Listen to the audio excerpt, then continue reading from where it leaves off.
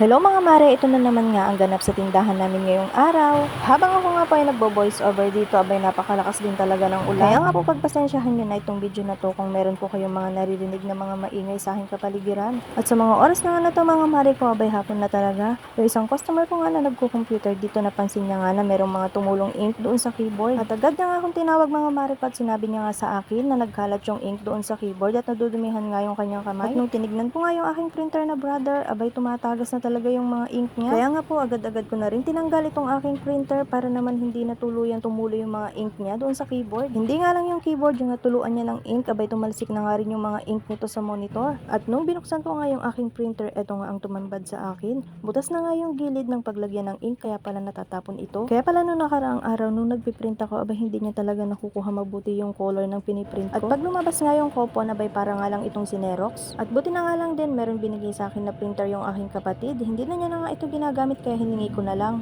Ito nga pong printer na gagamitin ko ngayon, Epson nga po yung tatak niya. Hindi ko nga gaanong kabisado itong Epson, kaya ayan, good luck na lang sa akin kung paano gamitin ito. Ito nga po yung sinasabi ng bata kanina na talagang tumapon na talaga yung mga ink dito sa keyboard. At eto nga, dito ko nga nilalagay sa taas yung brother na printer namin at tignan nyo nga, napakaalikabok. Ang dami na rin palang natapon na ink dito, kailangan ko munang linisin ito.